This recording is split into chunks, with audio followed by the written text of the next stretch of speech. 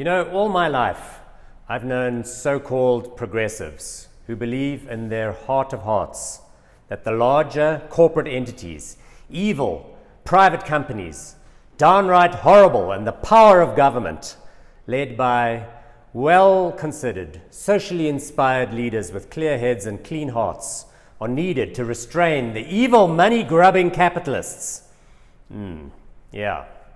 But wind forward to today, where thanks to rampant populism, governments are now headed up by clowns. Clowns, yes, circus clowns. Celebrity politicians whose only real skill is making a noise, gathering attention and getting elected, and then getting elected again 5 years later. So now what, huh?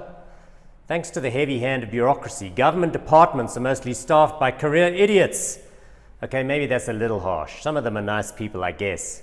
But idiots too, just a little harsh. Not unthinkably harsh, right? Meanwhile, it's 2020 and there is yet another global crisis happening. This is like the second 100-year flood crisis that we've had in the last 10 years. How the hell does that happen? So governments around the world are spending money. They've all gone completely mad. According to the IMF, there's been like $12 trillion of extra cash spent this year. Splashed around, splooged all over the place. Literally since March 2020. This is the world we live in, where governments are now spending money without even worrying where it's supposed to be coming from. Tax revenues, who needs those? Who cares? As far as I'm concerned right now, large companies are trusted more in society than governments are. I mean, really. Let me take a test here. Who would you trust more, Donald Trump, who runs the US government, or Tim Cook? Which one seems more reliable and has a more mature long-term perspective? Xi Jinping or like Jack Ma, Boris Johnson or Jim Ratcliffe, Cyril Ramaphosa or Johan Rupert? Think about it. Not that this shifting, widening, raging credibility gap stops public officials from getting excited and bashing on the big companies. In the United States this week, the Department of Justice has filed an antitrust lawsuit against Google, accusing them of being an evil search engine monopoly. Evil. According to the feds, Google is victimizing their search competitor. But their search competitor is Bing. Bing, you might have heard of it. Hang on. Bing belongs to Microsoft. Please, surely they can look after themselves. Google says the case is absolute nonsense, and in their view, Google search puts the world's information at the fingertips of over 1 billion people. Their engineers are working day and night to find the best possible search engine, tweaking and fine-tuning it. Are you going to stop using Google now? I didn't think so. Anyway, Google's share price went up since the DOJ case was unveiled. Google has $120 billion in cash and isn't afraid of a legal fight. Google, quite frankly, is more popular with US consumers than the whole of the federal government. Come to think of it, it's more likely that Google dismantles the US government than the other way around.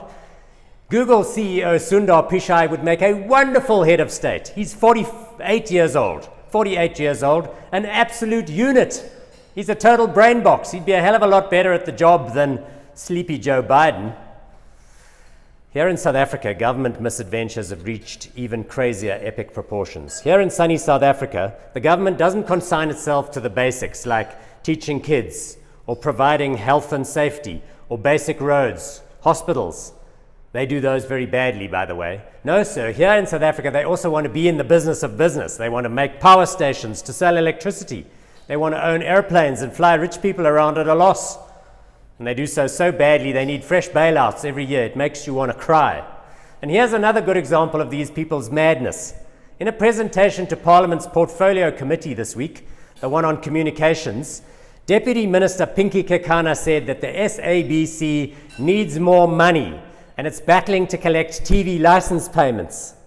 Keep in mind that the SABC's primary function is a propaganda machine, broadcasting the good news story to rural and peri-urban voters, the ones that keep on voting for the ANC every time there's an election.